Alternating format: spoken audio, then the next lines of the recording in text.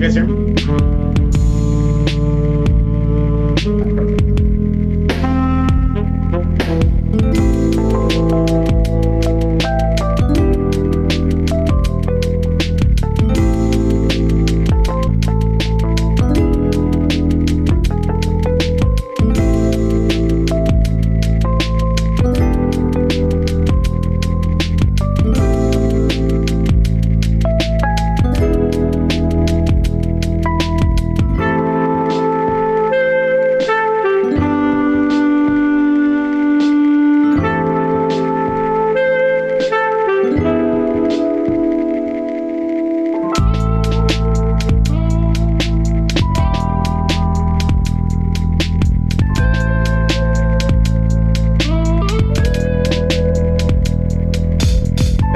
That's correct. I am Alberto.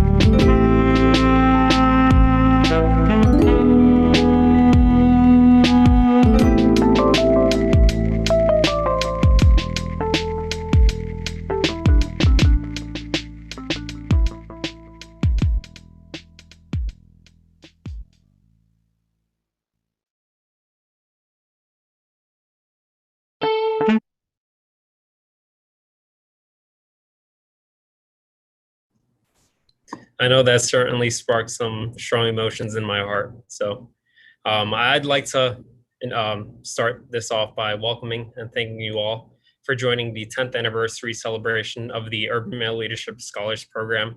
My name is Christian, and I will be one of your hosts for this evening. I am a current UMLA brother, part of the 2019 cohort, and I'm currently a sophomore at Baruch College, of course. I serve as the Director of Membership for NABA Baruch, and I'm going to give you guys a little bit of a history lesson about UMLA, so I hope I don't bore you. But over the past 10 years, the Urban Male Leadership Academy has been advancing Black and Latinx young men while promoting excellence with the goal of having all of our students complete their 4 years of college. For many of us, UMLA is a safe space where we have fostered meaningful relationships, whether it means going to the gym together, spending time in the library, or even the SEEK office. The list goes on, but we really hope this celebration was in person. And of course, the setting isn't ideal, and we never anticipated the event to be in this format towards the beginning, but this is something special for all of us, and we wanted to acknowledge 10 years. So as we are getting started, make sure to check out the chat where we have a link to the 10th anniversary Padlet. This is a time to write down any funny stories, any memories, any well wishes, or just write what this program has meant to you. But please, please, please be sure to keep that link so you could maybe look back at it whenever you need a reminder of what this life-changing program means to you and to all of those who have participated in it. So moving along, I would like to run through the agenda. We will hear from a keynote speaker, a very special person. Moving forward, we would hear from a student speaker. We have a very, very, very special presentation for you all that the 10th anniversary committee has worked very hard on. And after that, we will dive into a panel discussion. We're going to have some acknowledgements, an alumni keynote, and a part 2 of a special presentation that the committee has worked on. And to end it all off, we're going to have some special thank yous. Once again, thank you all for joining. But to kick things off, we will hear from the founder of the Urban Male Leadership Academy Scholars Program and the director of the SEEK department, Christy Clementina Perez. So a little bit of background about Christy. She is the director of the Percy E. Sutton SEEK program at Baruch College, and she's also the founding director of the Urban Male Leadership Academy Scholars Program. Christy has 19 years of professional experience in the field of urban education, and she's currently in the dissertation phase of her doctoral studies at Rutgers Graduate School of Education with a concentration of education and culture and society. Ms. Perez also served as a high school English teacher and earned a BA in English from Douglas College at Rutgers University and a master's in social work with a concentration in community organization, planning and development from Hunter College School of Social Work. Please feel free to unmute yourselves and give Christy a round of applause. Yay, Christy. Yeah, let's go. Christy. Thank you. Thank you. I love it. Well done. Thank you. I love to see all of you. And I'm just going to scroll really quickly through all the screens. And I'm going to try not to cry because this is just a dream come true. Whew. I'm probably gonna cry. All right. So greetings and welcome to the Urban Male Leadership Academy Scholars 10th anniversary celebration. It is an honor to be with all of you in this room, in this virtual room, and we make it happen. That's what we do, right? I first want to thank and acknowledge all of the organizers in making this event happen this evening. I am clear that it took a collective effort to create the celebration, particularly as we had to pivot into this virtual world. So I thank you for your time, your dedication, your commitment, your vision. Thank you, thank you, thank you. I am inspired and excited to be sharing this evening with all of you, the UMLA students, the alumni, the family, the supporters, and this village, because this is a village. And so I'm honored to be a member of it. 10 years ago, when my predecessor, Dr. Angela Ansamo, the fiercest leader of the SEEK program before I came on board, approached me about developing the UMLA program. And at the time, we had no idea what we were creating. But we knew that it was critical for us to create the opportunity for Black and Latino men to have access to higher education, but more specifically within CUNY and within Sikh and at Baruch. This vision of hers that she held on, even prior to me coming on board, she held on to that vision for 25 years before it came into fruition. And the fact that she trusted me and the rest of the Sikh family will always be an honor. And so it came because there was a decline of Black and Latino men within Sikh and Baruch College. Mainly, this decline was influenced by CUNY's choice to end open admissions in the mid-1990s, which placed an emphasis on SATs. And she felt that that wasn't just. And so she understood that Sikh's mission required her to take a stand for this population, for this student population particularly, in creating a program like Urban Male Leadership Academy Scholars Program. And she wanted the word scholars in there. She wanted the word leadership in there because she was clear that you were all leaders and you were all scholars. And she wanted everyone else to know that and recognize that, acknowledge that. And so myself and fellow Sikh staff members stood with her. And so with the Sikh program and in partnership with CUNY's Office of Special Programs, CUNY Black Male Initiative, and Baruch's Enrollment Management and Strategic Academic Initiatives Office, we created a broader admissions process for the youth population, for all of you. Now, for those of you with the very first cohort back in 2010, that meant that, you received notification, you got a phone call, you got, maybe an email, and then you got brought into an office, by a Sikh counselor, and we decided to do an interview, right? And to really get a sense of who you are.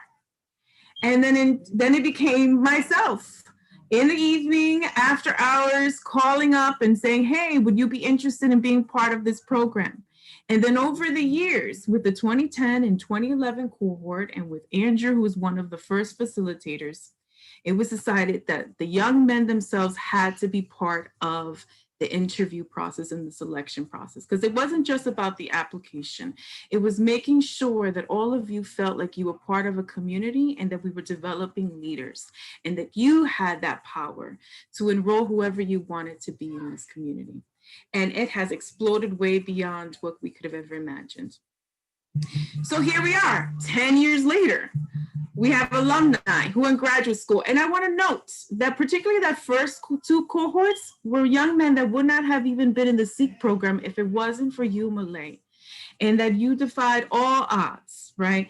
Went on to graduate school, working in nonprofit, working in the corporate sector, serving as educators, active members in your community, and being leaders of change, because that was the main commitment too.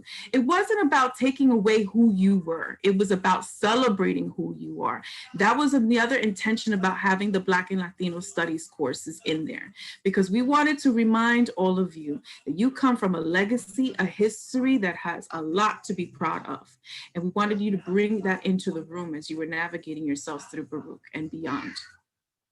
And for our current students that are here carrying on that legacy and making this program go way beyond that, what myself or Dr. Anselmo and all of us could have imagined, you're taking it to a whole other level. We never imagined we would be in a virtual world. And the fact that we're here and that you're involved in your academics, you're involved in all these community-based and nonprofit organizations on campus and beyond, and really succeeding and calling each other brothers. We did not have that vision, Dr. Anselmo and I. We did not think that you would be calling each other brothers. Our vision was just basically, let's get them into Baruch and let's make sure they graduate and go on into the world. We did not think that you would become lifelong family. And that is something that I'm inspired by and driven by every day. And that's why when I'm here almost in tears, it's because, you allowed us to be on this journey with you, and that we are here together as a family, celebrating one another. And more than ever, during this time, living through a global pandemic, racial injustice, political unrest, economic crisis, it is even more relevant to have a program such as ours to make sure that we honor your voices, your experiences, your lives as Black and Latino men, as well as create a space for all of you to shine and lead. So again, thank you for allowing me to be with you on this journey, for allowing us to be a part of this journey with you. And I am so looking forward to where the ride is going to keep going. So thank you. Congratulations on 10 years. I'm so proud of all of you.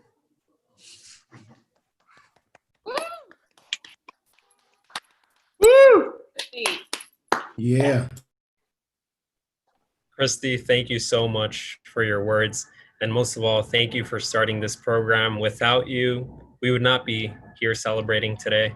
And I'm sure that I can speak on behalf of all the UMLA brothers at this celebration that we are eternally grateful for your vision, hard work, and dedication to us. And I agree, this is a village. This is so much more than just a community and more than a brotherhood. And so thank you. Please give Christy another round of applause.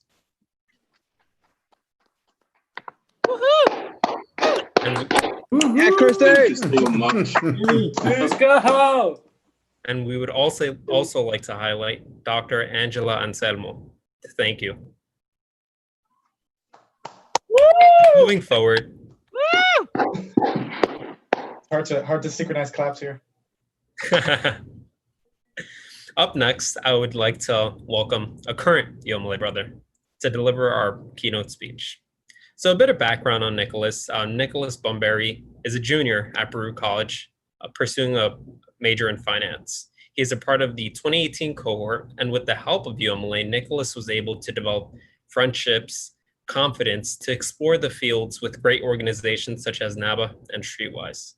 With UMLA's guidance and his love of sports, he has been able to build his network, connect with professionals and mentors. And while growing up in Brooklyn, Nicholas wants to make a difference and show that people of color can thrive in any business. So please give a warm welcome to Nicholas. Let's go, Nicholas. Woo! Yeah, Nick. Thank Do you, you thank think, you. brother? Yeah, Nick. I want to first I'll start by saying good evening, my UMLA brethren and our group UMLA sisters and everyone, visitors and parents.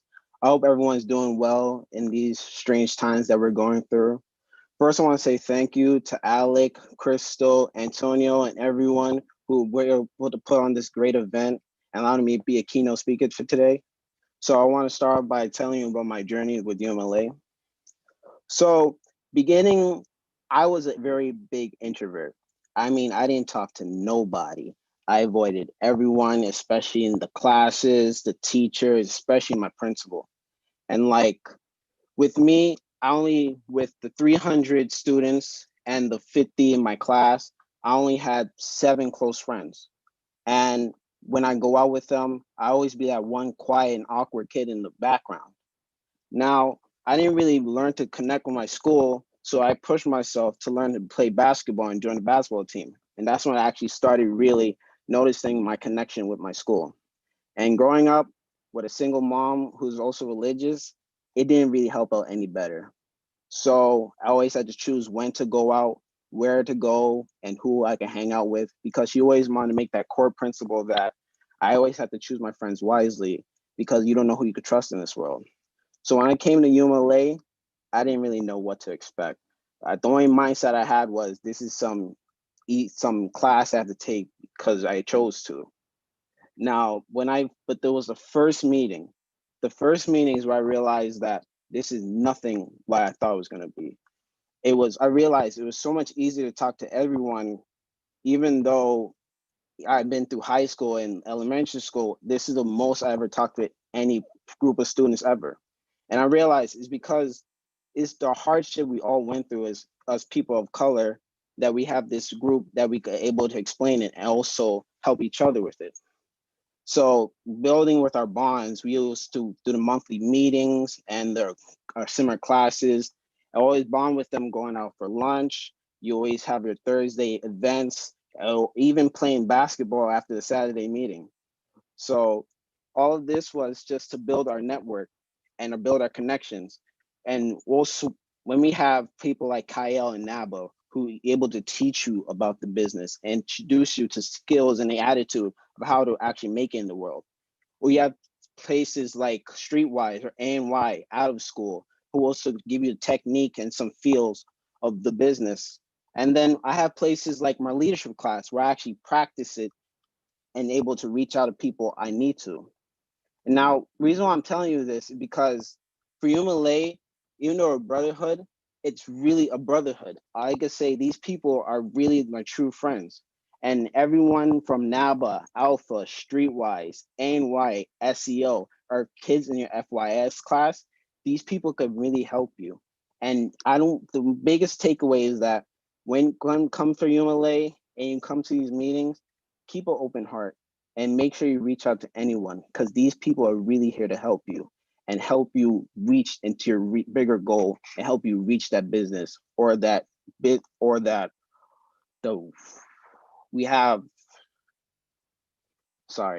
is the business. You could reach that business and able to help reach your ultimate goal, maybe in any field you want to. So I want to say that they saying thank you, Andrew, and everyone in this meeting, and thank you for helping me be a keynote speaker, and hope everyone's having a good time.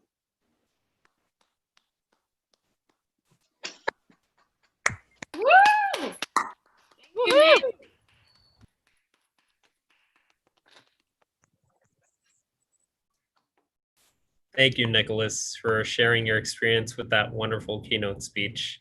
We really love to see your development and had a great time hearing about how you managed to break out of your comfort zone. And we're really excited to see what you'll be able to accomplish in the near future. And I agree, the first meeting is extremely powerful. And a line that you mentioned that really stuck with me is keeping an open heart. So thank you for that. Thank you. Up next, we are going to be sharing a bit more of what this program truly means to the gentlemen who participate in it. We have part 1 of a very, very, very special video to share with you all. And our 10th anniversary committee has worked extremely hard on this video. And we really, really hope you enjoy it.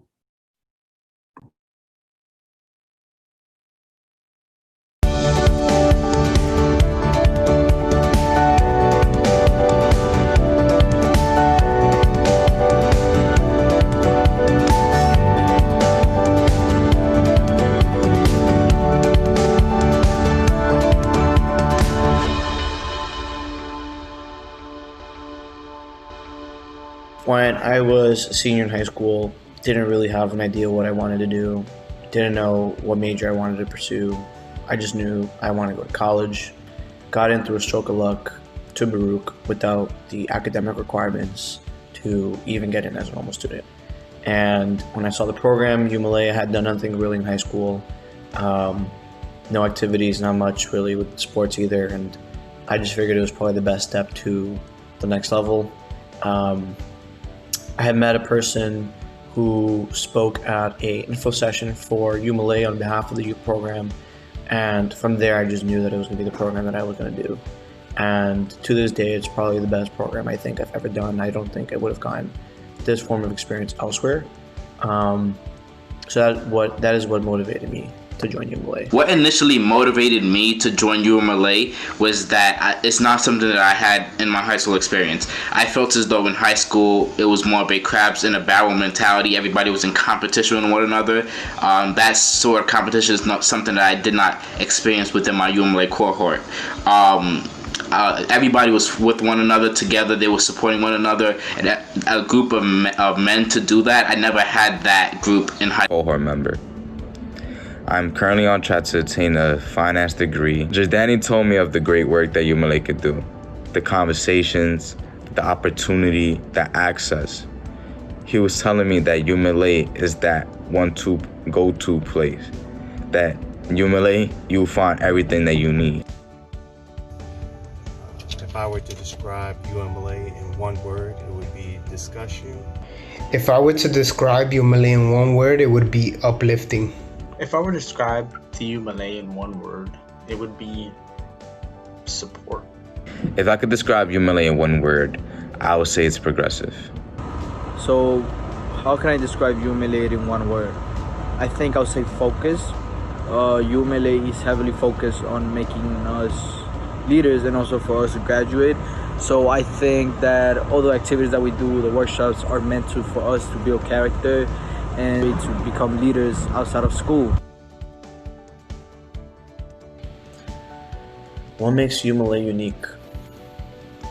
I think what makes UMLA unique is the camaraderie, the brotherhood, the people you meet in the program. These are kids who come from a similar background as you, kids who had it rough growing up, kids who are inspired and motivated to make change, right?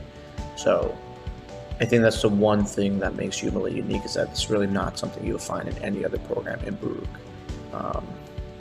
I'd say what makes the UMLA so unique is its ability to bring young men together from different neighborhoods where growing up, you're kind of trained and conditioned to not trust people from different neighborhoods, from different schools, different blocks that you've never seen before, right?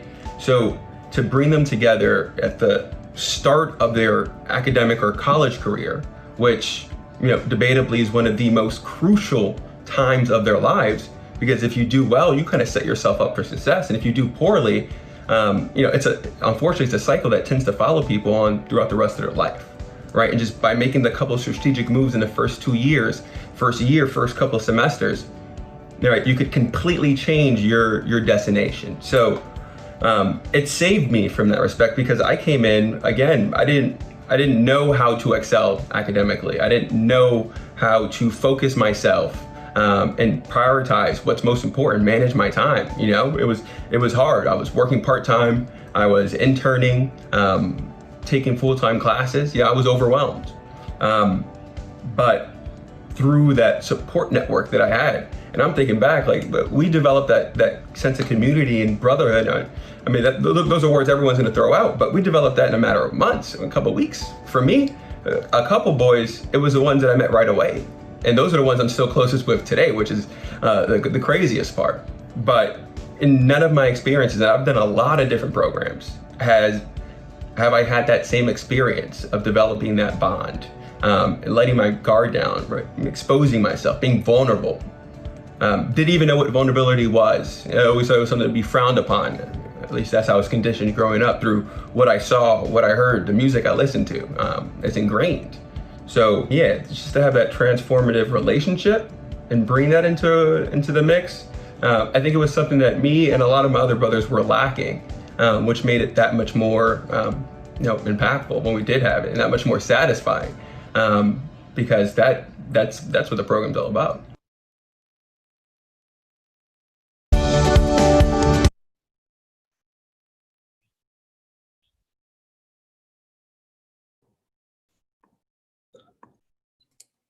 I really hope you all enjoyed that video. So please give a round of applause to the committee who worked so hard on that video. Good job, guys. Good job. Antonio, Zeke, good job. Yep. So I really echo the words that my brothers have shared. So community, vulnerability, and impact that this program has had on all of us, it's really second to none. And that video embodies that and so much more. But I would like to take the time to introduce my UMLA brother, Renee Mukendi, who has been for me there in my ups, my downs, my successes, my failures, and I would like to introduce him. So a little bit of background on him. Renee is a member of the 2018 UMLA cohort and is currently a junior majoring in finance. Renee served as the co-chair of alumni relations for UMLA during the 2018 and 2019 academic school year. And he currently serves as the director of mentorship for Baruch's National Association of Black Accountants, NABA. He's also a member of several leadership and professional development programs such as America Needs You and Management Leadership for Tomorrow. Renee will be joining Citigroup as an investment banking summer analyst for the summer of 2021. The floor is all yours, Renee. Good evening, everyone, and thank you for the amazing introduction, Christian. First and foremost, I want to express how excited and grateful I am to be participating in this amazing event tonight. As a UMLA brother, it truly means a lot to see the impact this program has had over the past 10 years. Now, as Christian mentioned, we'll be hearing from some of our OG, as in original gentlemen, UMLA brothers. These gentlemen were a part of the first few cohorts of the program and set the example for the rest of us to follow. We're going to hear a panel discussion where you get a small taste of the group discussions we have during our UMLA Saturday workshops. During those group discussions, we have interactive and thoughtful conversations while discussing a variety of topics. Since we are here celebrating 10 years of UMLA excellence, we look forward to hearing about our panelists' personal experiences with the program. Hopefully they don't hold back. I'd like to kick off our panel with some introductions. A lot of our panelists continue to strive in their respective roles in society while making an impact in our community. Tonight, we'll be hearing from James E. Bravo, Marcus Holland, Alberto Concepcion, Jabril Jallo, and Bakari Jamake. James E. Bravo was part of the first UMLA Scholars Program cohort in 2010. He holds a Master's of Science in Education in Higher Education Administration at Baruch College's Marks School of Public and International Affairs. Upon his graduation from undergrad in 2014, James worked as a program coordinator of the UMLA to continue the growth and success of the program. James currently works for the Teague Fellowship as Assistant Director of Fellow Success and as ninth grade program manager. James' main vision within education is to continue providing the access and resources for underrepresented students to succeed in their schools. Marcus Holland is a member of the 2011 UMLA cohort and graduated from Baruch in 2016 as a finance major. He began his professional career as an investment banker at Morgan Stanley and has since transitioned to venture capital associate at Seed Invest, where he helps manage the Black Capital Fund together with former NBA All-Star and Mayor of Sacramento, Kevin Johnson. Marcus also actively invests in early stage technology startups founded by Black, Latinx, and female entrepreneurs. Alberto Concepcion, who was also in the 2011 cohort, is an experienced senior consultant with a demonstrated history of working in the management consulting industry. He has worked with clients in different industries and sectors, including pharmaceutical, private equity, energy, consumer goods, food and beverage, and insurance, amongst many others. Additionally, he has a strong passion for mentoring men of color through our very own Urban Male Leadership Academy. Jabril Jallo from the 2012 cohort currently serves as the Brooklyn Borough Advocate at the Office of Public Advocate. Prior to this role, Jabril worked on the mayor's executive team as a special assistant to the chief of staff. Jabril also served as an urban fellow in the first deputy mayor's office, primarily focusing on education and criminal justice portfolios. Jabril has experience working in many levels of the U.S. legislative system as he interned in Washington, D.C. for U.S. Representatives Hakeem Jeffries and Yvette Clarke, also working in Albany, New York for New York Assembly member Charles Barron, and in New York City with former City Council member Jumani Williams. Last but not least, Bakari Jamake from 2014 is originally from Seattle, Washington, but grew up in the South Bronx. Shout out to the Bronx. He graduated from Baruch College in 2018 after majoring in business communications and double minoring in Black Studies and English. Bakari is currently a senior credit risk analyst working on the financial institutions, vendor management, and structured finance teams at Goldman Sachs. Not only is he a finance whiz, he's also really interested in sneakers, fashion, sports, and music. Please unmute yourselves and give a round of applause to our OG UMLA members. There we go. See it. All right. Thank you guys for that. And now, gentlemen, thanks again for joining us tonight. As we go through these questions, I want you guys to kind of think of one or a few words that describe your feelings about the emotion that you felt after watching the video that was recently shared. With that said, my first question is, as individuals who continuously volunteer to give back to the UMLA program, what were your first impressions of UMLA, and is there a specific moment when you realized this was the right space for you? Starting with Alberto, if you don't mind kicking us off. My first thoughts when I first got into the program, just to be frank, I didn't even, when I applied to Baruch, I didn't even get in. It was through UMLA that I got in. So I was like, this is something I can do I thought it was just something that just led me to the path to get into the higher education and to get into a good CUNY school. But once I got into the program, and after a couple of Saturdays, even after the first semester, that's when I first started realizing the power of the network that it was, because it was a network of brotherhoods that people all had different skill sets, and it allowed us to work together and to really go through classes together, and allowed us to really just attack school in different ways. So Great to hear. Now, does anybody else want to add in? Again, the question is, what were your first impressions of UMLA, and is there a specific moment when you realized this was the right space for you? You know, you could be totally transparent, you know, authentic, whatever your first impression was. Feel free to share it. Happy to be extra transparent here. So I would say when I first heard about the UMLA, read through the materials, and I thought first, interesting concept. Then when I realized it was what was required was this summer session and Saturday workshops, I thought, no way, I'm not doing that. I'm good. Then I learned that I didn't get accepted to Baruch, and this was my only way. So I said, let's do it. That was my progression, right? To your second question about when did I realize this is a space that I was meant to be in, I just think God and the universe brought me there for a reason. After, I think it was one of the first workshops where I saw one of my brothers cry, right? And for some odd reason, I didn't know at the time, just seeing that made me want to cry. And that just let me know how undeveloped my emotional intelligence really was. And I wasn't even aware of that until I was in that space. And that's when I realized I had no semblance of identity. And it was through the workshops that started to form. Until this day, it's constantly being refined. But it was that understanding of self and identity that drove everything else in my academic and professional career.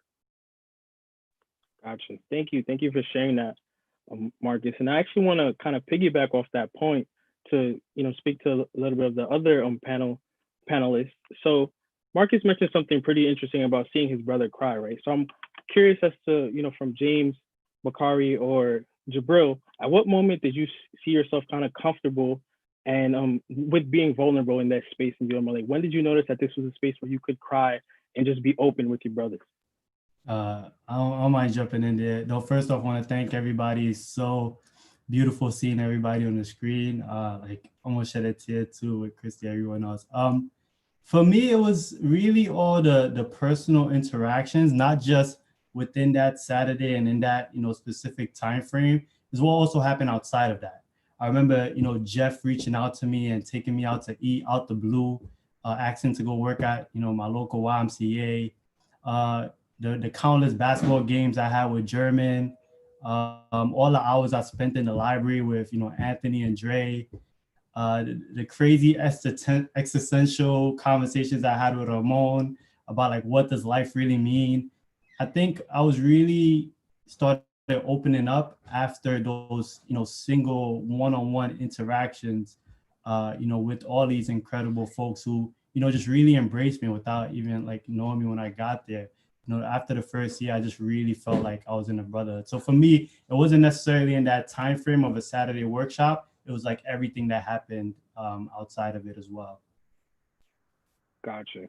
Great. That's great to hear, Jabril. And does anybody else want to add anything? As you know, maybe James or Bakari. Is there any point you want to add on to that? Yeah. Go ahead, Bakari. Go ahead. No, all you. I think for me, I mean, it was tricky. I'm not gonna lie. Like, I mean, we were I was part of the first cohort. So in general, you know, there wasn't an example to look at, you know. So, I mean, I've always been, I guess, in touch with my emotions, but even then it was tricky, you know, it was tough. You know, my brothers who seen me cry, like, especially in the very beginning, you know, you could tell that I was even then like struggling to hold it in, like, you know, this concept of, you know, stepping out the mailbox, right? And struggling with that, which by the way is one of the most essential Saturday workshops that anybody will ever go through. But anyways, but yeah, I think eventually, you know, I don't know what it was. I cried. I'll admit, I cried in like many workshops. There was a lot to talk about, a lot of things that, you know, I think at that moment, I didn't even like to admit that was going on. And then to see like other brothers cry. And later on, you know, during the breaks, you know, brothers step up to me and say like, yo, James, like, I appreciate you. Like, I appreciate you getting vulnerable and showing that to us. And you know what? that's what led me to want to open up. You know, that's when I really started to feel like, wow, like this is insane. Like this is truly a brotherhood, you know, and I think it relates back to just in general why I keep giving back because of moments like that. So this is why I'm still here 10 years later, and you know, I'll keep coming back, you know, until God opens up the golden gates for me, you know. So Definitely. Thank you, James. We definitely love every time you come back, especially as me being someone who, you know, you actually interviewed to get into UMLA. So you really embody the UMLA program. So thank you so much for sharing that. I think Bakari, you had something you wanted to mention? Yeah, for sure. I think for me it was a process, right? Because I mean, I think coming in, I really didn't know what to expect out of UMLA. Like my intro to UMLA was actually getting that call from Christy, kind of like running down what the program was. I remember vividly saying, yeah, I'm not interested. Because the first thing I heard was Saturday workshop. I was like, yeah, I'm cool. I was just one of those like childish high school kids. So literally I didn't even change my mind, let the application go overdue. And I had my guidance counselor stop me one day in the hallway, like, hey, did you hear from Christy Perez? And I was like, okay, cool, they're not playing. So let me just put in this application and figure it out. So fast forward into the first workshop for me, it was just kind of weird because I was like, oh, cool, I don't know anybody in this room. I don't even know what this conversation is about to be like. And from beginning to end, it was one of the more powerful conversations I've ever been in, just beyond the fact that it was, you know, strong topics revolving around institutionalized racism and things of that nature that we've, you know, often talked in all the workshops. It was just what really turned the tide for me. It was just how open everybody was about, you know, childhood traumas, their upbringing, you know, stuff that was super close to chest that, like me personally, I don't know that I would have ever came out and spoke about in a room full of strangers. So for me, going through those early workshops and seeing, you know, how often people were super open about their background, super open about the things that they went through was really where I garnered trust for the people in the Zoom. And then over time, just seeing kind of like a lot of the upperclassmen, you know, always, you know, circling back and lending a helping hand and always making themselves available. That definitely is kind of what, you know, grew my interest and my love for the program. So. Gotcha. Definitely made some great points there, Bakari. And my next question is really, you know, I'm seeing this trend of everybody kind of having that feeling, I don't know if I want to go to Saturday workshops, which we can all relate to, right? We were all in that position, not sure if we want to go to Saturday workshops, not sure if it was kind of worth the investment. But I'm curious, now that you guys are here, look, you know, at the 10th year anniversary, when you started going to these Saturday workshops, at what point did you realize it was not only worth being there, but it was something that you were going to kind of miss when you didn't have the Saturday workshops? Whoever wants to start first, feel free to kick it off. I don't want to call anybody out. Yeah, I'll jump in there. I mean, yeah, you know, to be honest, again, like the first few months, you know, and a lot of brothers know my story, you know, of UMLA in general. I mean, at one point, I mean, potentially depending on that decision, I probably wouldn't even be here right now. So, you know, I think the more I got into this overall concept of, you know, feeling like, wow, like my brothers are really here to support me, the more I started to, you know, give those Saturday workshops a chance, and the more it allowed me to open up and really feel part of a community. I think many of us know you can't succeed, you know, in any environment without having this welcome, you know, culture, this welcoming community, right? You could be great at your job, you could be great academically, right? You could do all these wonderful things, but if you don't even like to go to the place, then you're not going to succeed, right? Like that's always going to be in the back burner. So for me, I started to really feel comfortable with my space, with Seek, with Baruch, and of course UMLA, and a lot of that happened with UMLA. And you know, I'll be honest, by the time 2014 came and you know I was about to graduate, I already had this feeling like, oh man, I'm gonna miss this. Like, you know, it's definitely not gonna be the same. I know I'm not gonna see all my brothers all the time, you know, and rightfully so. I mean, that's the goal of UMLA too, you know, to get you out there to be ready for the real world, and to expand. And, you know, now I'm looking at this screen and I'm like, wow, I can't remember the last time I saw Corey in person. Can't remember this, you know, the last time I saw like Alan Chavez in person, you know, and the list goes on, right? You know, I didn't even know Devin had, you know, a different haircut. Like it's been that, right? So for me, it's like, you know, it really just, you know, it just started hitting home when I saw, you know, the video, when I'm looking at these brothers right now on these screens, and I love you all know that, and I knew right off the bat, once I really started giving UMLA a chance, it was going to be in my heart, to forever. Definitely. Yeah, I would say, like, hard to follow up to that. I think James nailed it perfectly. For me, and I think just like Bubba said, it was a process. At first, I would say I was a little bit overwhelmed and taken aback at how vulnerable my brothers were being, right? And the topics that were being discussed, because that was just so foreign to me.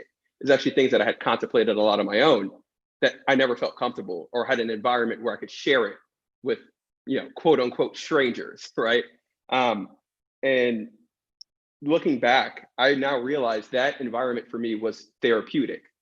And it was only after I left that environment that I started going to therapy, because I realized something was missing, right? I didn't have an environment where I could just be aware and just vent and talk about my frustrations, and have a different perspective on it, because I realized it's not unique to me.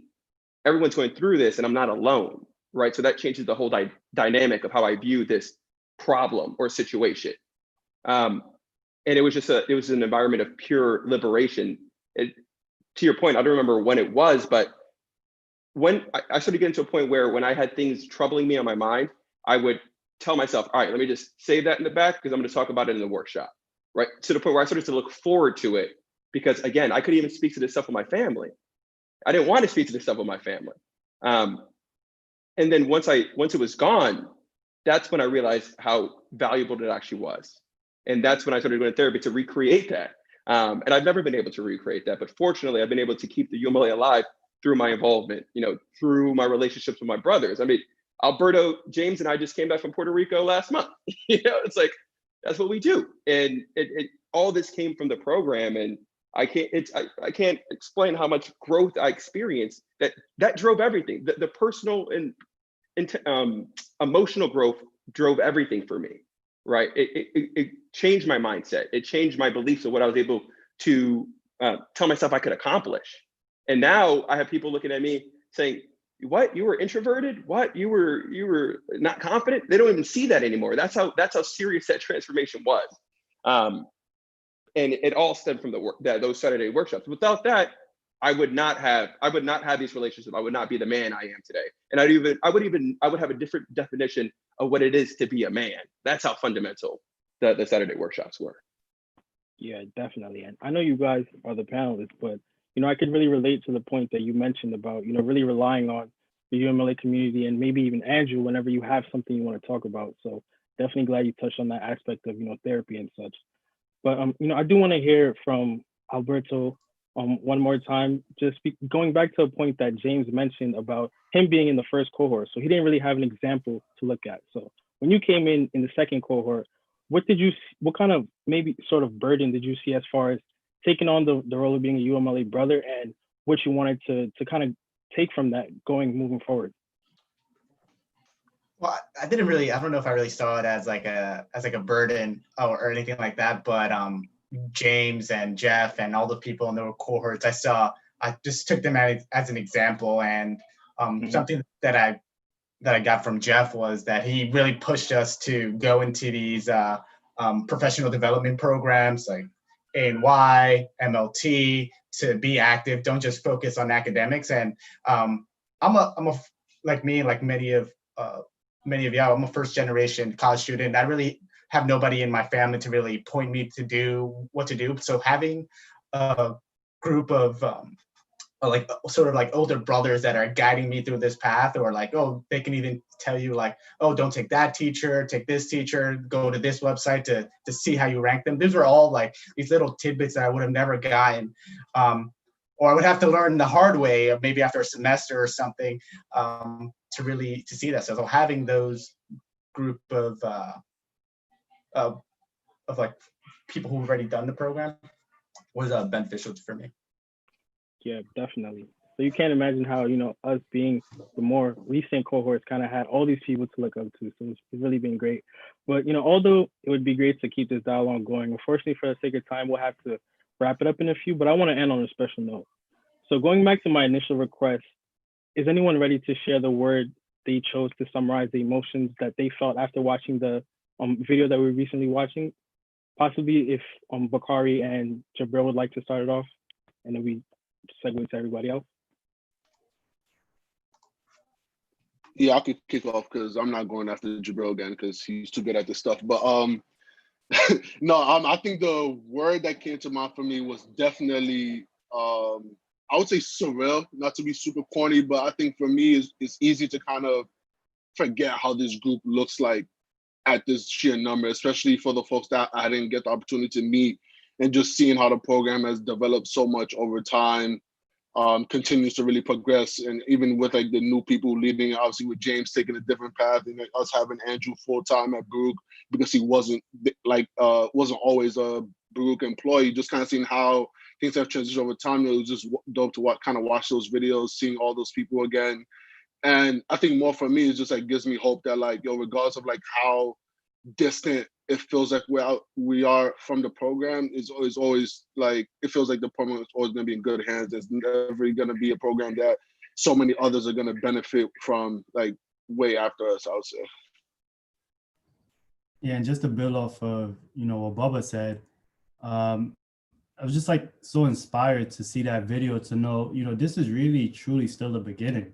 It's 10 years. Like, I can't wait to, well, maybe won't be around, likely won't be around, but just like 100 years from now, imagine the impact this program will have on so many lives and generations of, young men of color. It was just really inspiring seeing that video. I just want to, leave space for my other more eloquent brothers. I would say the word that immediately jumped into my mind while watching that was legacy, right? And directly to Jabril's point, this program's 10 years old. In the grand scheme of things, this is nothing, right? We're just getting started. And the reason legacy came to mind is every single person in this program shapes it some way, shape, or form, whether they realize it or not, because we're all connected. We say brotherhood, but what that really means is we are connected. We're one, unit. And for better or for worse, we influence each other. And for better or for worse, we could influence the next generations, right? This program's whatever we shape it to be, and we get out as as much as we put in. So just realizing that, seeing the talent that we have, and then the potential that we have, right, just gives me chills. Like, I'm a part of several organizations, but I always prioritize UMLA over everything because this was, again, the foundation.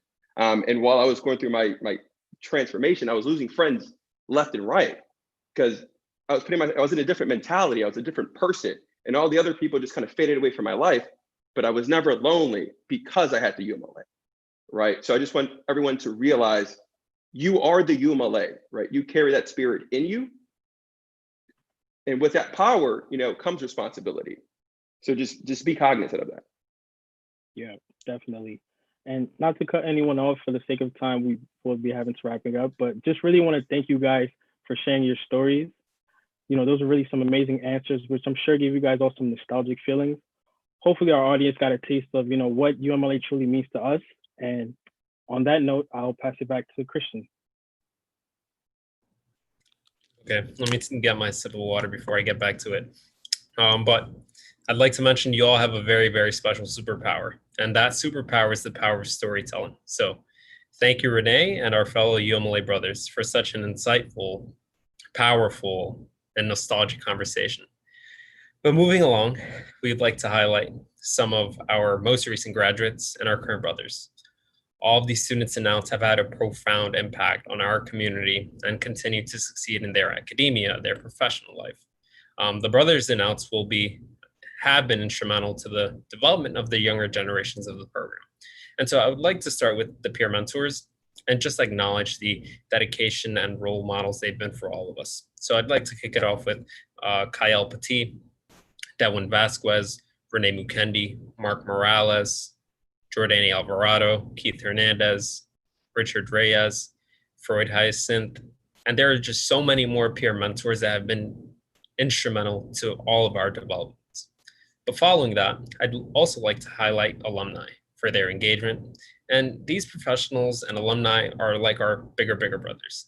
They go out of their way to ensure we're doing the necessary things and empowering the younger generations and just keeping the younger kids on the right track. So I'd like just to start with Jeff McClellan, James Bravo, Alberto Concepcion, Dignell Mello, and Marcus Holland. And lastly, for continuing support to the program, Ramon Garcia and Ezekiel Williams. Please, please, please unmute yourselves and give these gentlemen a round of applause. They deserve that and so much more. Woo! Big Yeah. all of y'all. Ramon Trash.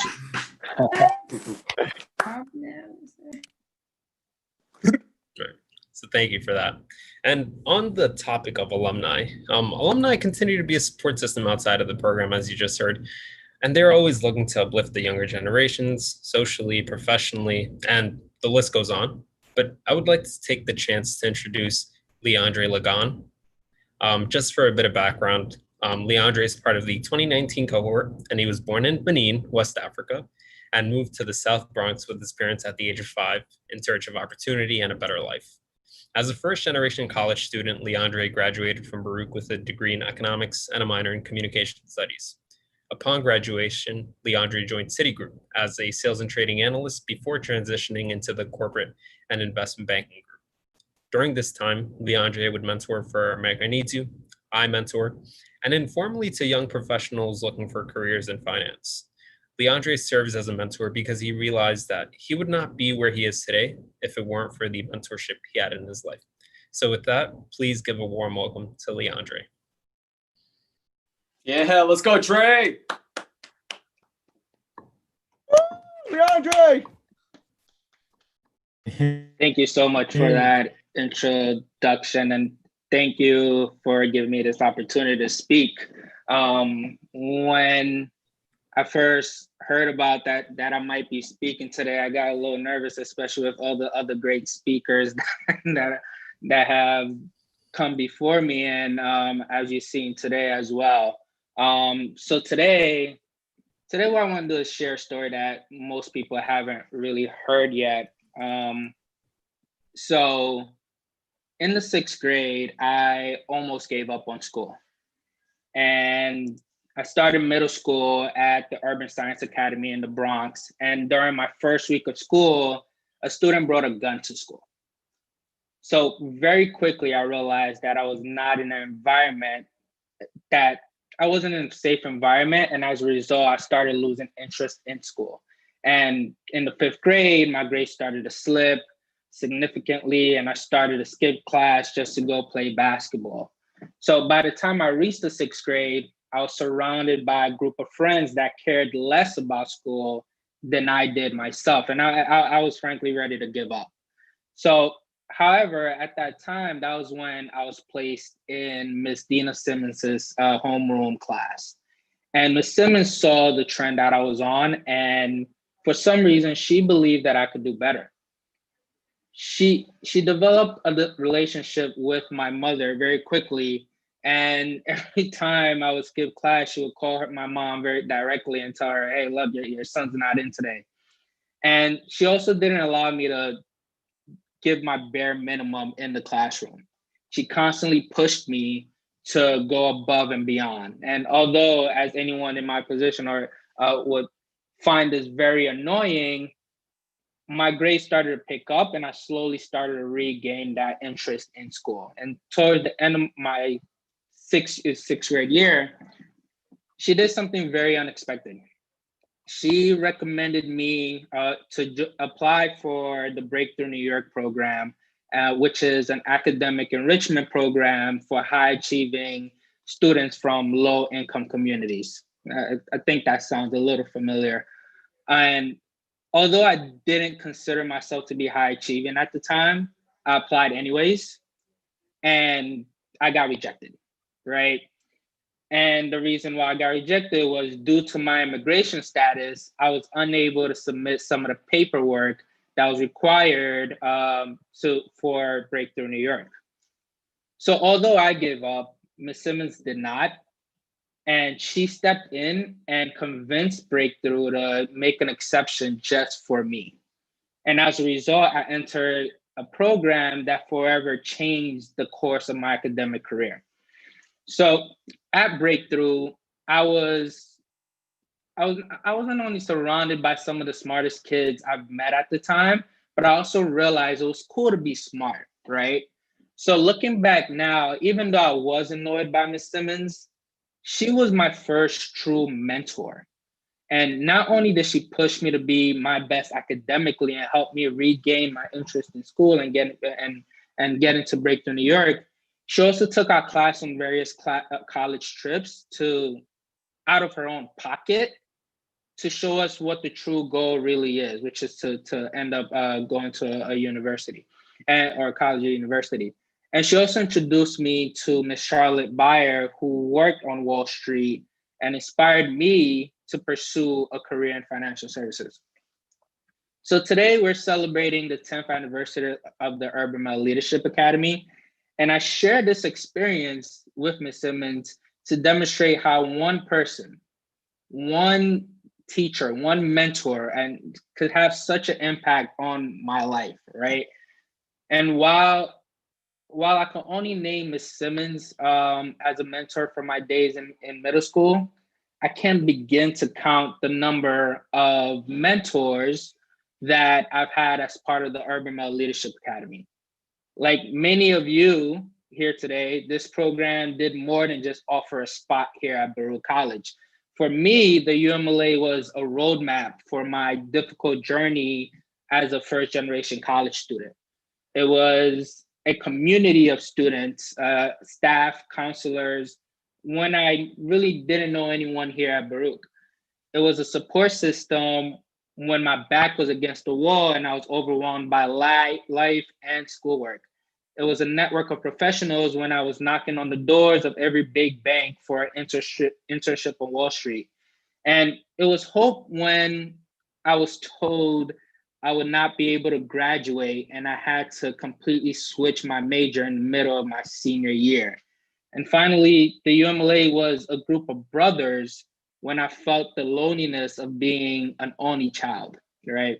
And brothers that I'll have for the rest of my life.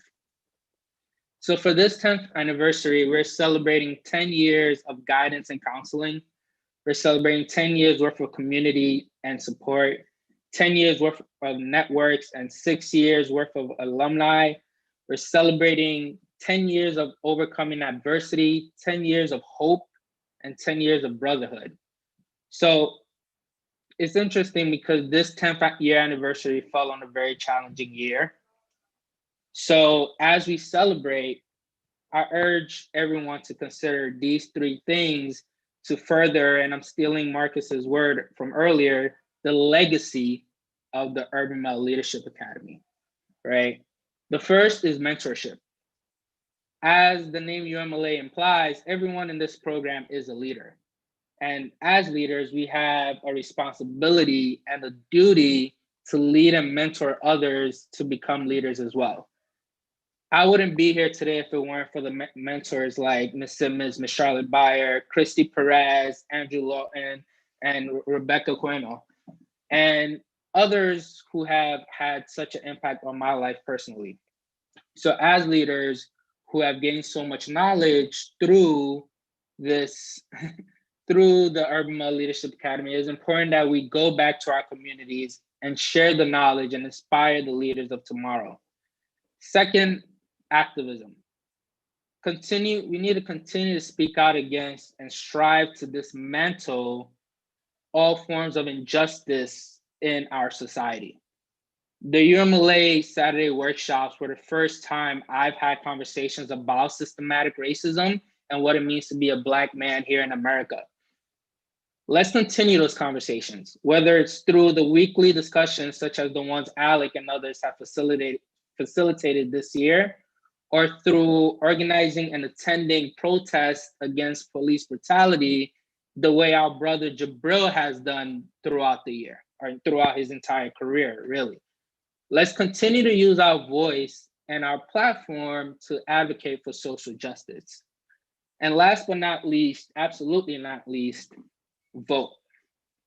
And as someone who's only recently became a citizen of the United States after being here for 20 years, this will be my first election where I am able to vote. And it comes at a very, very critical time, as the results of this election will shape our future for the next 4 years and potentially far beyond that. I'm not here to tell you who to vote for, but I am going to tell you to vote as if your life depends on it. Because for so many people in our communities, in our country, around the world, this really, their lives really does depend on it. So in closing, I'd like to say thank you, right? And happy 10th year anniversary. And I can't wait to see how the program progresses in the next 10 years when we're celebrating the 20th year anniversary. Thank you, Dre. Thank you. That was lovely, bro. Thank you. That's great. Powerful. Thank you. Thank you, Leandre, for that wonderful keynote. Once again, you have that power as well, the power of storytelling. And I'm glad you were able to overcome the adversity you faced in 6th grade. And I'm glad you were able to bounce back no matter what. And it's something I'm really taking note of. I'm happy to have the support system, the community that really picks you up when you're down. So thank you once again. And remember the words Leandre shared. Take advantage of the mentorship, be active, and vote. So moving along, we promised part 2 of a very, very special video. And we really, really hope you enjoy it. Here it is. Yeah.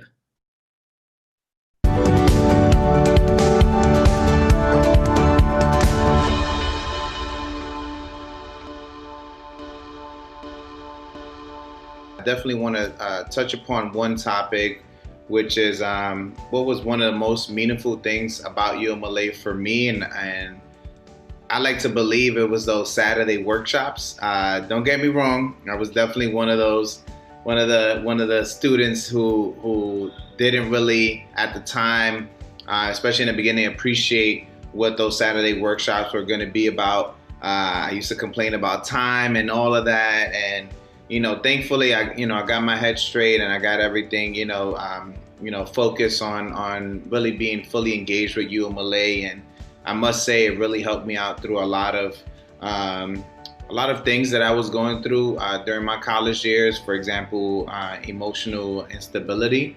As many of you know, or will know pretty soon, those Saturday workshops could get really deep and deep in conversation, and sharing those experiences with your brothers really helped me grow as a man.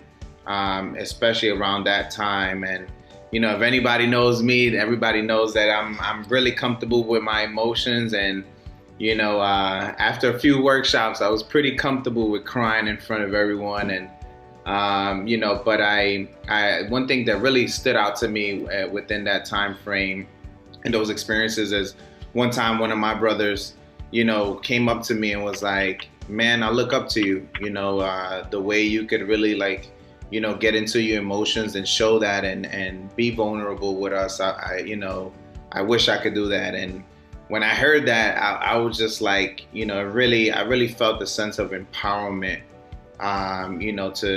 to really go against this negative stigma that is attached to males and men of color in particular, in regards to crying or showing emotions. That one brother really, helped me feel empowered, till today. As far as the summer, it was really early and it was really long, but at the same time it was very powerful. I was really glad we were able to have conversations about how we felt about what was going on in the world, about conversations that I've never had before, and I'm very grateful for that. Our summer sessions in UMLA were surprisingly unawkward.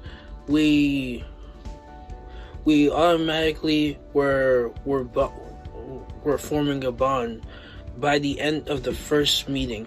And then towards the last meeting, we sort of dived deep into our own emotions and opened up to each other in a way that I haven't seen being done before with a bunch of strangers. For me, one of the fondest memories I've had for the UMLA was more of a feeling, and that feeling is of having somebody, having a brother in Baruch College that I know at any time, right? It could be somebody younger or somebody older, it could be somebody in my cohort that I trusted in, that I knew was gonna be there. And I think that kind of community was really something I needed as an 18-year-old college student. At that time, and throughout my college experience, I was so thankful to have somebody that I can have just any conversation with. My fondest memory at UMLA is from when they sung Happy Birthday to me on my 22nd birthday. That was just a fun moment. This is a boost my ego and this so community. My fondest memory of UMLA, believe it or not, it was actually even before I joined UMLA officially. I believe it was in the summertime before my freshman year, and it was a Saturday workshop. And we went, after the Saturday workshop, we went to Central Park and we played basketball. Some people played volleyball, some people played soccer. That was really the time where I connected with UMLA, my UMLA cohort the most. And that's when we officially, in my mind and in my heart, where we became actual brothers, because we got to know each other past any workshop or any professional event. My fondest memory of UMLA will definitely be when we went to the committee at BMCC, where we all went and dressed up in suits, looking professional, and we were listening to different people speaking about the Black Male Initiative. And it felt good to be out of our element and not have to feel, and to really experience our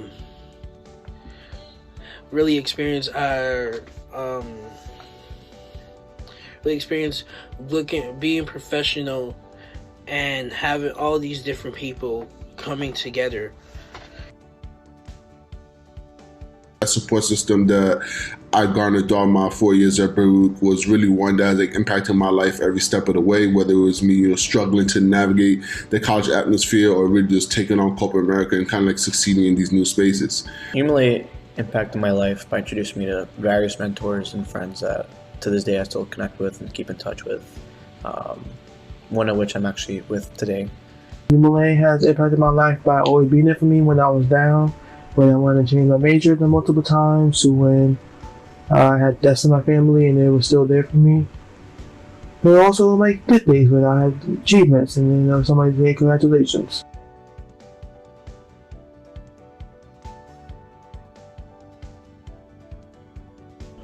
The advice that I would give to the incoming cohort is to not take things for granted. Although it might seem like you have a lot of time, time passes by quickly and it'll be over sooner than you think. Make sure you use your networks and all of the resources that are provided to you.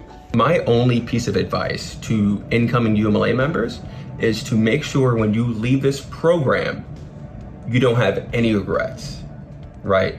And unfortunately, from what I've seen, especially from my class and the years that came after me, those that I mentored, those members who were just disconnected and made no effort to get involved and put in anything to the program to push themselves out of their comfort zone to learn new things, those are the ones who just didn't have a good time. And unfortunately, from what I've seen, those are the ones who tend to struggle academically, who tend to struggle financially and professionally. The advice I would give to the incoming UMLA cohort is that UMLA is just one of the many stepping stones that you're going to have, transitioning from high school to eventually your career or what you want to do in your life. So, and this is one of the few places and safe spots that you have to really ask all the questions and help you really become the like the self-aware man that you want to be. So the thing I would tell you is whatever you put into the program is what you're going to take out of it. So make sure that with every session you go to it with an open mind and really try to hear what people are saying and try to reflect on that and see how that can make you a better person or see things from other people's point of views in order to get a better understanding of how the world works. And don't be afraid to speak up and let your voice be heard, because you also have a lot of insight into things. One piece of advice I'll leave for the incoming cohorts is truly to build those relationships with each other early on. Support each other, hold each other accountable, and lastly, lift each other up as you climb. The advice I would give to incoming UMLA cohorts: take advantage of the alumni. We're here to help you guys. If you guys need anything, reach out, connect to us via LinkedIn. In your LinkedIn message, say, hey, part of UMLA, looking to connect and get some advice. Don't be afraid to tap into the network. We're more than happy to help you guys. Another piece of advice: take advantage of all the resources you're offered at Baruch, whether it's diversity programs at the banks, diversity programs in, through organizations such as SEO, MLT, En-ROADS, America Needs You,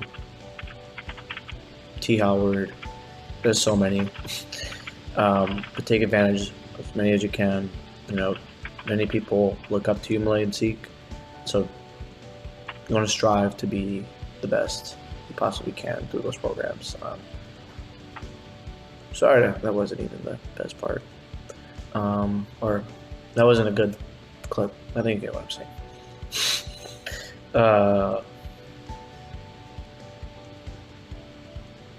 Take advantage of your time at Baruch. Don't rush to graduate on time. If you need to take 4.5, that's okay. If you need to do 5, that's okay. What matters is graduating. What matters is getting that good job. What matters is securing the bag. The advice I would give to the next cohort is to take a leap of faith. You never know who you might meet.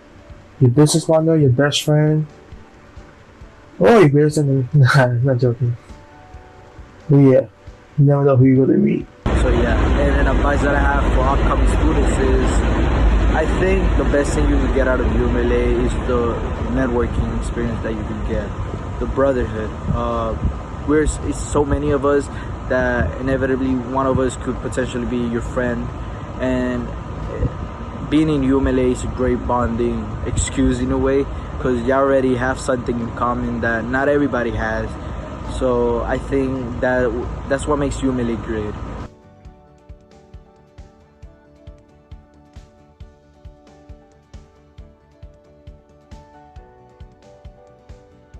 My hopes for UMLA in 10 years is that it continues to grow and empower all of my UMLA brothers to be the best that they can be. And be in the next 2 years is I would really want the UMLA brand to be nationally and globally known and be a place where corporate America and the world can really point to for top diverse talent. And also, I would love to see alumni and all different career paths trying to pursue a wide variety of different things, and having an alumni network that we can tap into that can be able to open doors and provide guidance for those to come.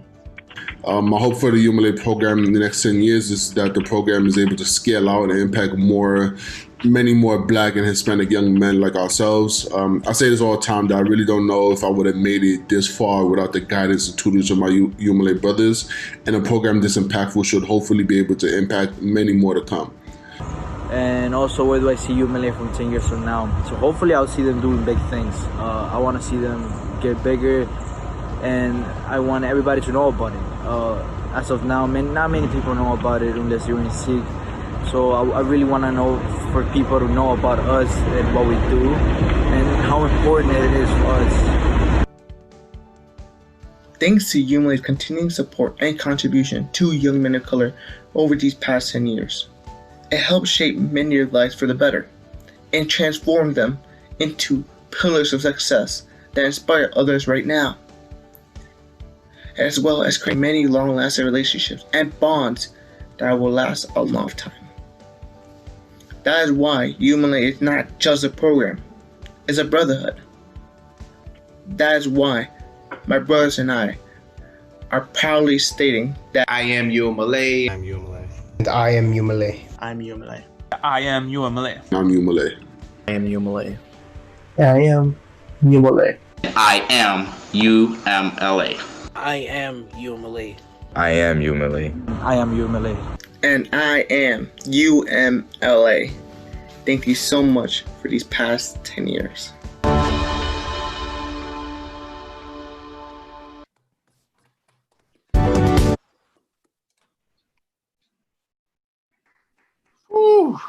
Man, please give that video a round of applause. A big thank you to Antonio That was fire. Geek for working on that Antonio. video. That was fire, man. We're really echoing Dylan's point. Antonio, you're the GOAT. But Saturday workshops are very powerful. And though my cohort is late at times, we appreciate the dedication and patience Andrew, Sasha, Alec, and Michelle, as well as Crystal, have had on my cohort, 2019. I really also echo the vulnerability, which is something I noticed about my 2019 cohort. Being vulnerable was really instrumental in us bonding during the Saturday workshops. And I'm eternally grateful for that. But remember, keep your brothers accountable, be open-minded, and enjoy the moment. But moving forward, I would like to highlight someone very special to me and to us all. Andrew has been there for me when I needed help, when I had passings in my family, and I'm really, really glad to have that support system backing me. Andrew has casted a wide support, and he's been at his disposal to speak about anything. Andrew's passion and love for what he does impacted all of our college experiences for the better and our lives overall. I can go on, but needless to say, Andrew is always there for us.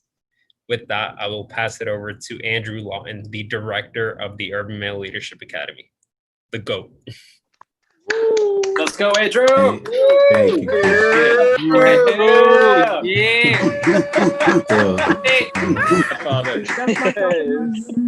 So I want to say thank you, everyone, for being here. My technology, Marisol, has been very good at helping me with it. So I have to read off another screen. James has been trying to help me for years, and it won't go through my thick head. So I want to say thank you, everyone, for joining us. And so I wrote some things, and then there's some other things that I just want to say in reflection from listening to the conversation this evening. So what I wrote is, many times in life, we may not feel wanted, appreciated, or even chosen. What we've aimed to do to our best ability is create an experience for our students, facilitators, and guests to feel all three. I stand by the fact that all students in this program have been welcomed and have been told by at least one caring person, and most likely several, I want to get to know you. This framework is our heartbeat. The UMLA has organs filled with critical thinking, arteries to distribute the knowledge, and veins and capillaries to make sure learning and understanding reach every appendage, most importantly, reaching each other's heart. This is not a mandatory program. We are intentional in inviting students to participate, and they make the choice. Our model doesn't work for everyone. You need to fully choose to participate to receive the benefits. And I think the conversations shared earlier represent that. You've heard from those who made the commitment to engage in a process of exploration and growth in our stomping grounds of Baruch College and beyond. That's beautiful. We believe students can and will achieve whatever they set their minds to. It's our role as curators and facilitators of the space to anticipate and consider the needs while designing and inviting surrounding for growth, engagement, critical thinking, and civic responsibility. I want to thank the students on the 10th anniversary committee, especially has already been acknowledged, Antonio, and your heavy lifting with the videos. I also want to thank Jada Coronado, Zeke Williams, and Josh. I know in your background ready to step up. also wanting to, because we started planning this over a year ago. I want to thank the speakers, Christian as a host, has done an excellent job.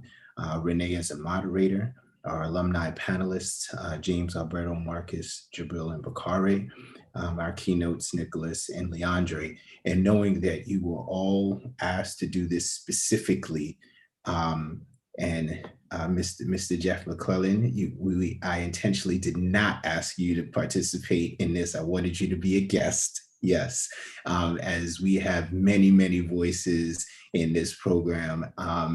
And knowing and wanting people know that we got wings. So and an extra special thank you goes to Miss Crystal Tejada and Mr. Alec Hall, who took the lead to make this event possible. It would not have been possible without them. They did their thing, and setting up meetings, working with students, keeping me in check, setting up meetings, asking me questions, making me follow up on things. And I was like, when I get scattered. And so this would not have been possible without them. And it's a testament to me of, how impactful this program has been, because I know I'm very close to it, but folks coming in from the outside to be able to see, oh, what are you doing over here? And I want to be a part of this. And so I appreciate that. Of course, to the Seek staff that, that I work with day to day. Clearly, Christy, she had talked about Dr. Angela Anselmo, and of course, Christy, who brought me into it. I couldn't be more thankful. I also wanted to give a shout out to the facilitators over the years, Mr. Maurice Lacey, Mr. Alberto Guerrero, Mr. Andre Ward, Mr. Kareem Butler, Mr. James Bravo, Mr. Ramon Garcia, and Ramon, I like how you wanted to slide to the side, but your impact has been significant.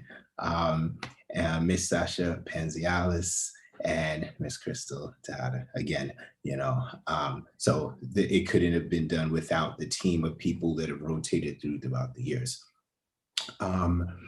So what I wanted to do was just end with, this is a male leadership program, and with everything that has been going on, and particularly, as I was thinking about what I wanted to say today, and then after speaking with Leandre this morning and his story, it was right on task with what I was thinking about for us as men in this program, to remember the love and support we receive from the women in our lives and how they've helped shape us to be the powerful men we are today. They are our mothers, sisters, aunts, friends, cousins, teachers, partners, classmates, mentors that don't always get the same come up that we do. And even when they have their stuff as together, even more together than we do. So just for us to remember that. And for the young men in this program, to remember that we need to uplift these women in our lives, and to remember to honor and thank them. I think one of the things that really brought it to my attention in the most concrete way was Ezekiel's podcast, where he had a conversation with his mother. And I don't know if Zeke, you could put it in the chat, your podcast, but it was a conversation that he had with her that he and I had been talking about having since we met. And to see him have that conversation, and I remember I promised his mother and his grandmother that I would help him graduate college. And to see him here right now and to see that conversation that is one of the most powerful things that I've experienced as an educator. And I've been having I've been having a conversation with my mother for 30 something years, the same conversation. I didn't get any further than you have, Zeke. So don't be mad about that. I would say that I appreciate the blessing of you all accepting and trusting me in your lives. I do know that I take it as a very sacred and an ancestral place, and it means a lot to me.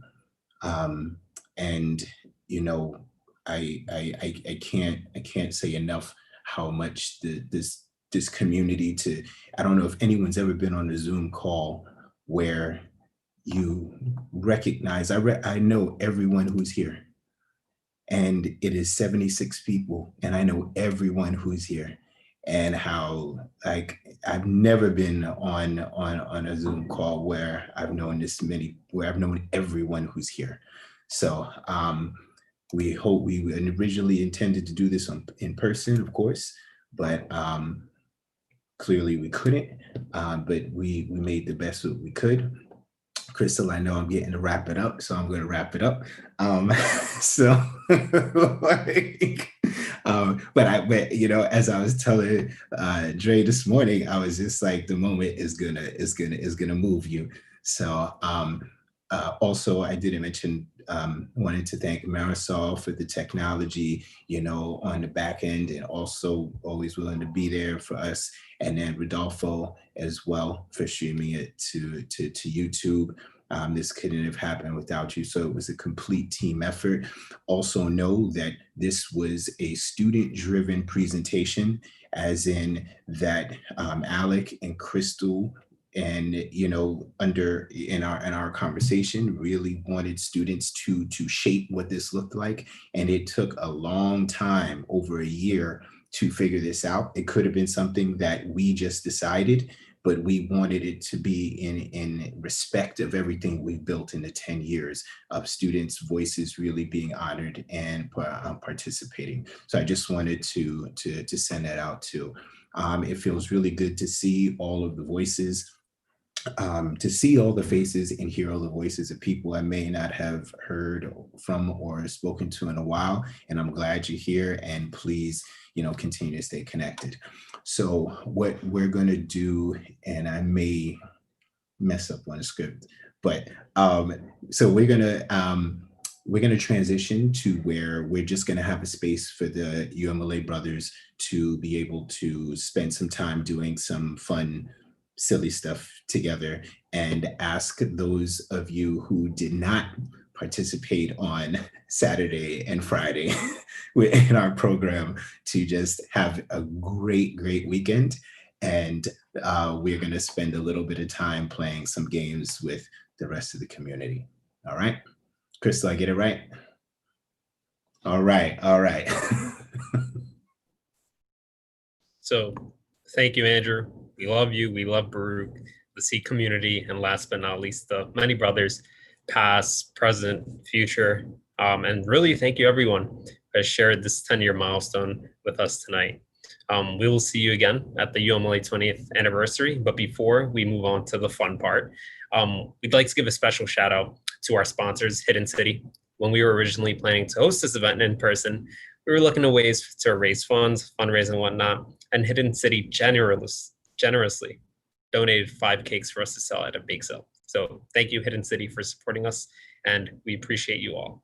And a big thank you to Baruch Seek, CUNY BMI, Baruch Office of Enrollment Management and Strategic Initiatives, Baruch Office of Student Life, CUNY OSP, Baruch Admissions, Baruch Financial Aid Department, and the Star Career Center. So thank you all, and stay on the line. Woo! Wow. Awesome job, everyone. Good night. Miss and love all of you. Be well. Thank you. Thank you. Don't forget, UMLA brothers, stay on. Right. Everyone else, have a wonderful night, and thanks for joining us.